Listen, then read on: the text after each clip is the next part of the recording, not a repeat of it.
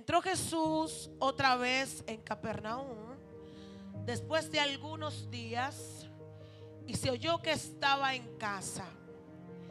E inmediatamente se juntaron muchos, de manera que ya no cabía ni aún a la puerta, y les predicaba la palabra. Entonces vinieron a él unos trayendo un paralítico que era cargado por 4. Diga conmigo, por 4. Y como no podían acercarse a él a causa de la multitud, descubrieron el techo de donde estaba y haciendo una abertura, bajaron el lecho en el que yacía el paralítico. Al ver Jesús la fe de ellos, dijo al paralítico: hijo, tus pecados te son perdonados. Estaban allí sentados algunos escribas, los cuales cavilaban en sus corazones: ¿por qué habla este así? Blasfemias dice. ¿Quién puede perdonar pecados sino solo Dios? Y conociendo luego Jesús en su espíritu que cavilaban de esta manera dentro de sí mismos, les dijo: ¿por qué caviláis en vuestros corazones? ¿Qué es más fácil decir al paralítico: tus pecados son perdonados, o decirle: levántate, toma tu lecho y anda? Para que sepan que el Hijo del Hombre tiene potestad de perdonar pecados, dijo al paralítico: levántate, toma tu lecho y vete a tu casa. Aquí en el capítulo 2 de Marcos vemos a un Jesús que aún para hacer un milagro le enseñó cátedra a los amigos del paralítico. Y esa es la parte que mucha gente no sabe ni predica ni contextualiza, y lo vamos a ver en esta mañana. Estos muchachos entraron, vieron que Jesús estaba ahí y dijeron, ellos no fueron a escuchar la palabra, ellos fueron a buscar un milagro. Ellos no fueron a decir, vamos a recibir palabra del Señor. Y me parece que aunque había una intención bonita con estos muchachos, ellos son prototipos de la generación de hoy, que persigue actividades por los milagros, no por la palabra que transforma. Por eso a veces tú dejas alimento en casa porque vas detrás de un profeta que tú entiendes que te va a decir lo que tú quieres, sino lo que tu alma necesita. Y la Biblia dice que había tanta gente en ese lugar que no podían pasar con el paralítico.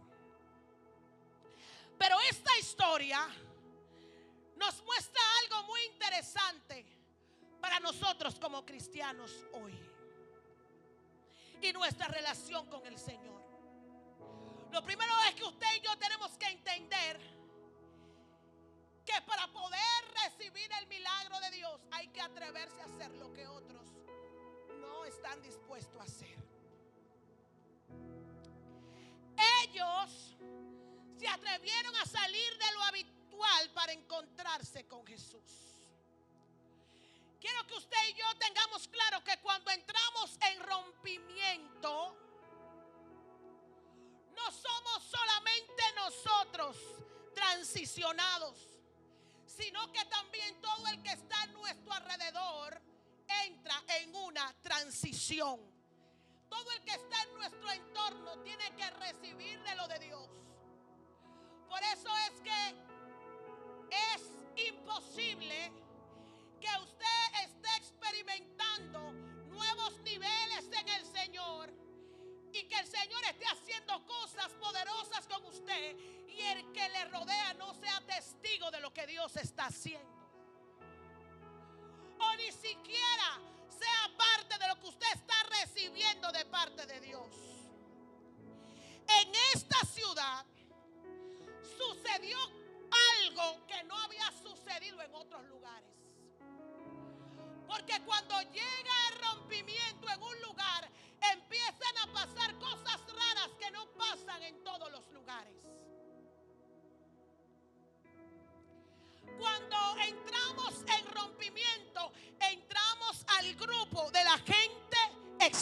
extraña. Dile al que está a tu lado, vamos a entrar al grupo de la gente rara,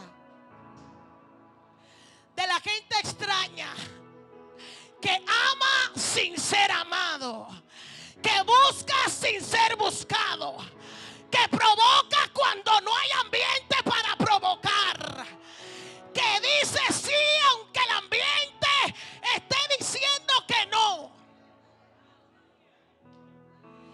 Dios quiere, es la voluntad de Dios, que nosotros como iglesia empiecen a suceder cosas que no están sucediendo. Pero como el pastor decía ahorita, no que empiecen a suceder, sino que yo creo que ya están sucediendo. No que Él se va a manifestar, sino que yo estoy convencida que ya Él se está manifestando,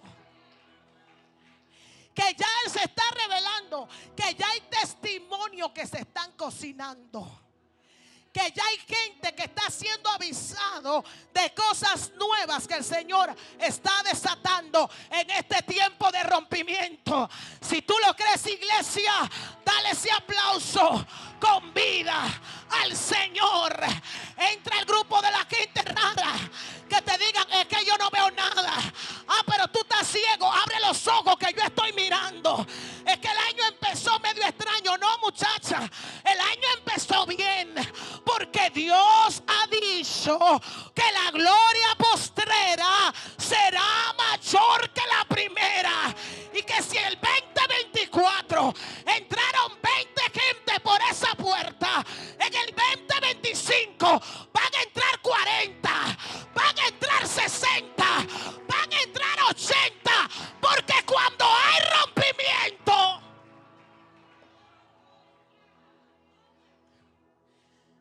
yo quiero tocar 3 puntos solamente en esta mañana que sucedieron en esa casa para que se revelara el milagro. Cosas que el Señor quiere que sucedan en nuestras vidas. Número 1, lo primero que sucede en esta casa es que dice la Biblia que la gente fue atraída por montones a causa de la predicación de Jesús. No era magia, era Jesús. No era un asunto de suerte, era Jesús. No era un dado jugado de manera aleatoria, era Jesús. La gente siempre llega donde se encuentra Jesús. El resultado de la multiplicación en la vida, en la iglesia, en el ministerio de alguien, se revela cuando la gente puede presenciar a Jesús. Y dice el texto, y inmediatamente se juntaron muchos, de manera que ya no cabían ni aún en la puerta. De manera que ya no cabían ni aún en la puerta. Y les predicaba la palabra. Anoche yo estaba por ahí en Boca Chica predicando. Y yo les decía que yo sentía en mi espíritu de que el Señor en esta nueva temporada está llamando a la iglesia a volver a la palabra, a dejar mecanismos alternos y a volver a la palabra, porque la palabra es la que confronta, transforma y regenera al hombre. La gente va a llegar y seguirá llegando a causa de la palabra. Jesús mismo, siendo la palabra revelada en medio de ellos, dice la palabra del Señor que se reunía tanta gente que ya no cabían en aquella casa. El pueblo quería estar ahí porque estaba pasando lo que nunca había pasado. Estaban sucediendo milagros y se estaba revelando el poder que hay en la palabra de Dios. Porque cuando la gente ve que la palabra revelada se está disertando en un lugar, va a correr a encontrarse con Jesús. El Señor quiere que haya multiplicación en nuestras vidas y que nos juntemos y que tengamos anhelo de buscar su presencia, de que ese rompimiento llegue a nuestras vidas y podamos salir de la zona de confort para poder vivir lo nuevo de Dios.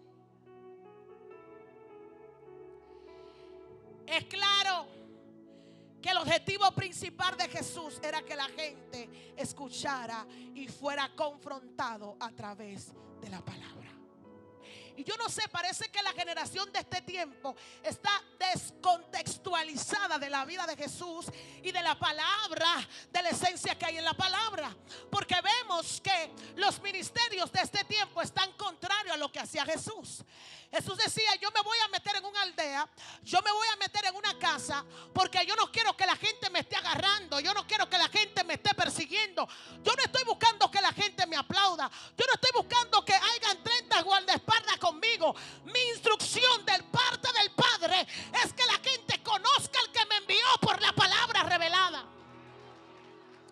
Pero los ministerios de este tiempo, al parecer, están contrarios al perfil de Jesús. Porque hay que contratarle gente para que lo persiga, para que lo cuide, para que lo proteja. 30 guardaespaldas, 5 secretarios, 3 asistentes. Ay. Al parecer, eso no se parece al perfil de Jesús. Porque Jesús no quería que la gente dijera: wow, cómo lo usa el Padre. De hecho, cuando él hacía un milagro, Lenny, ¿sabe qué hacía Jesús?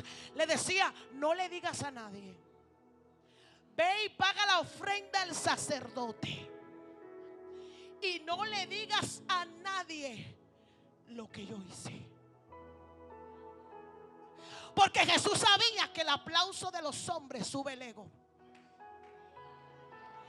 Pero ¿sabe qué hacía Jesús? Que se iba a arrinconar a encontrarse otra vez con el Padre. Porque él sabía que lo que él hacía no era por su mano, sino por aquel que lo había enviado. Número 1, le dije que lo primero que pasó allí es que la gente estaba siendo atraída por montones a causa de la palabra que salía de la boca de Jesús. Usted se preguntará: yo no sé si usted cuando sale por ahí le pasa lo que a mí. Yo no sé si usted ha escuchado o si usted escucha a la gente cuando se menciona la paz. Yo no sé si usted ha escuchado los testimonios o la gente diciendo: tú eres de tal o de cual congregación. Yo he ido ahí, yo he estado o yo he escuchado, y ahí hay de parte de Dios. Ahí Dios me habló, ahí Dios me confrontó, ahí Dios está haciendo cosas poderosas. Y tú eres parte de ese ejército que el Señor ha asignado en este lugar para ser transformado a través de la palabra de Dios.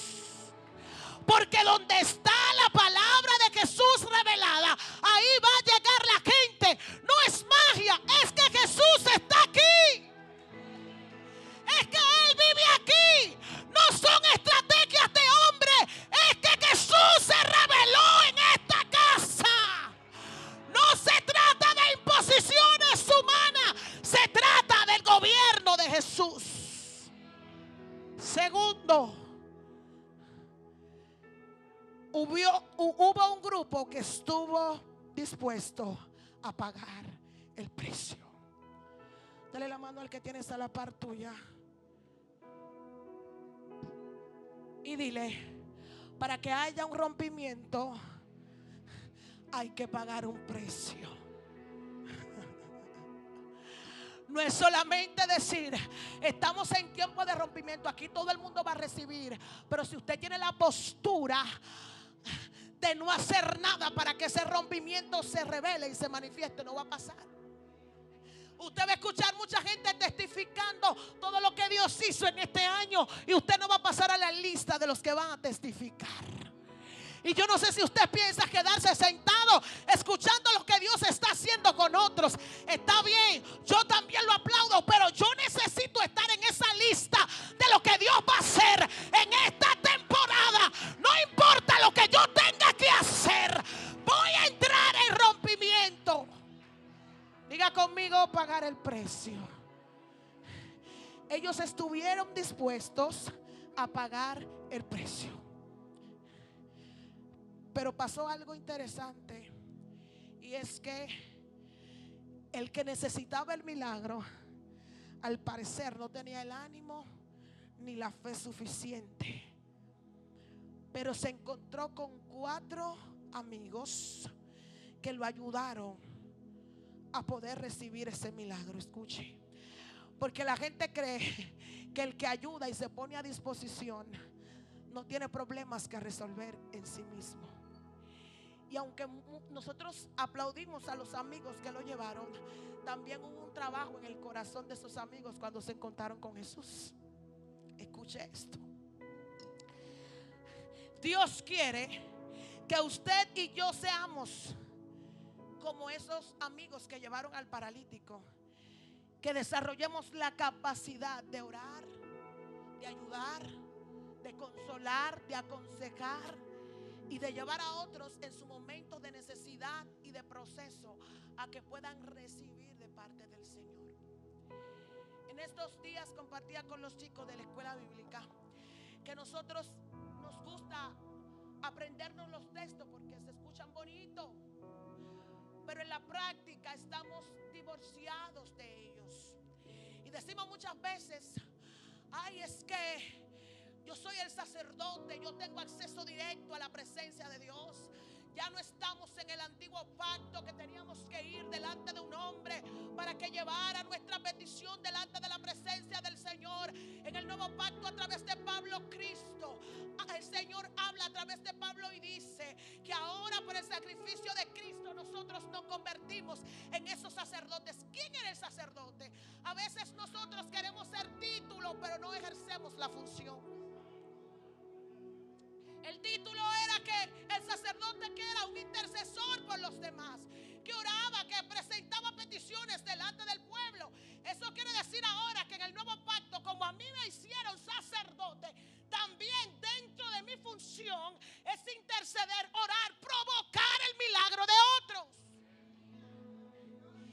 Y estos amigos del paralítico entendieron el misterio de Pablo, Cristian, porque se atrevieron a ponerse como sacerdote certificado delante de Jesús para que el muchacho recibiera el milagro. Pero escuche, esos muchachos nos dan a nosotros una referencia de cuál debe ser nuestra actitud como iglesia para otros que necesitan el milagro. El paralítico representaba a esa persona que en momentos necesita ser llevada espiritualmente porque no pueden solo. Necesita que lo guíen. Necesita que alguien esté ahí para que ellos puedan recibir lo que no entienden en el momento de parte de Dios. Así que ellos estuvieron dispuestos a pagar el precio. Y dice que se acercaron, no podían acercarse, y descubrieron el techo de donde estaba. Abrieron el techo. No podemos proyectar hoy, pero el techo era en forma de tejas. Usted sabe lo que es tejas, ¿verdad? No zinc ni nada de eso, sino tejas que son hechas de barro, que se podían quitar fácilmente.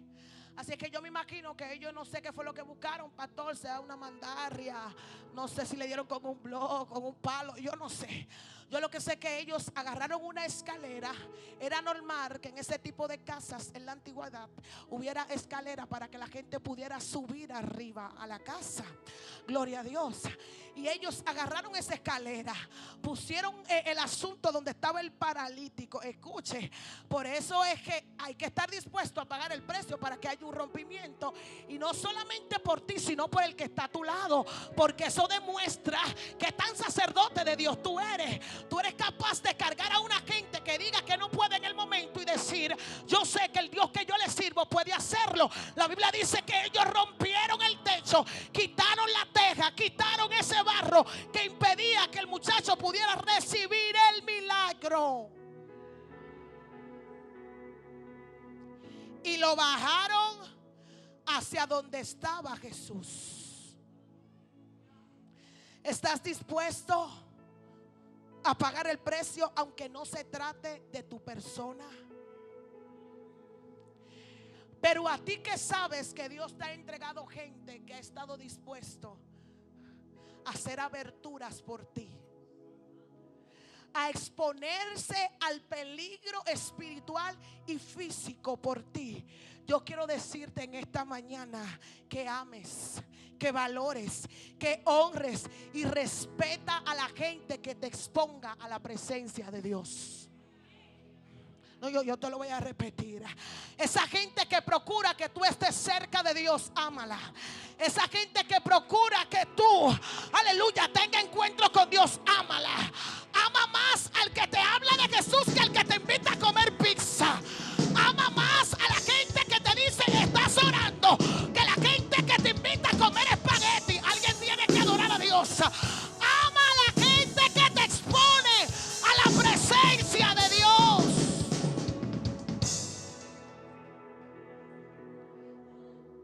Esa gente que te confronta, esa gente que ve tu realidad espiritual, pero más que eso, ve al Jesús que puede hacer un milagro en tu realidad. Ve al Jesús que puede convertir tu realidad en su verdad absoluta, traducida en propósito.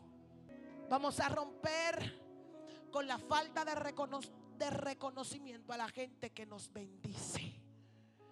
Dios es Dios, pero Él siempre va a poner a alguien que te va a bendecir. Y cuando usted llegue a su casa o cuando usted salga de la iglesia, póngale un texto a esa gente que ha sido de bendición a su vida. Ponle un texto a esa gente que cuando tú no has querido orar te ha dicho: vamos a romper el techo. Póngale un texto y dile: gracias por salvarme de la muerte, del infierno, de las garras del enemigo. Gracias por ser de bendición a mi vida. Pero aquí hay un escenario mucho más interesante, porque en la actuación de los amigos, si había un poquito de ego en esa fe, porque lo que usted hace por otro, la Biblia dice que todo lo que nosotros hagamos sea como para Dios y no para los hombres. Usted no puede entender que yo hice esto por fulanito de tal, porque lo hice yo. No hay nada bueno en el hombre si Dios no lo pone. Todo lo que yo hago no viene de mí, sino de aquel que me gobierna, de aquel que me dirige. Y si hay algo de ego en lo que yo puedo hacer por alguien para recibir aplausos, cuando me encuentro con la persona de Jesús se aplasta. Oiga, Jesús le desmontó la película a los 4 amigos que tenían una buena intención, pero no se le había revelado la real necesidad del paralítico. Y es aquí donde va el eje de esta palabra. Cuando se rompe el techo, cuando se rompe el techo, se desnuda la realidad del hombre, más allá de lo que los ojos físicos puedan ver. Porque los amigos que conocían la parte externa entendían que el techo se tenía que romper para él ser levantado del lecho donde estaban. Pero el Dios del paralítico sabía que esa no era la mayor necesidad de él.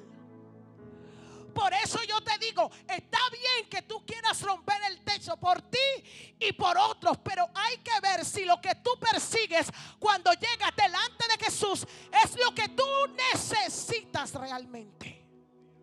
Los amigos abrieron la abertura, hicieron su trabajo, y cuando abren y bajan al paralítico, dice la palabra del Señor que bajaron el lecho donde él estaba.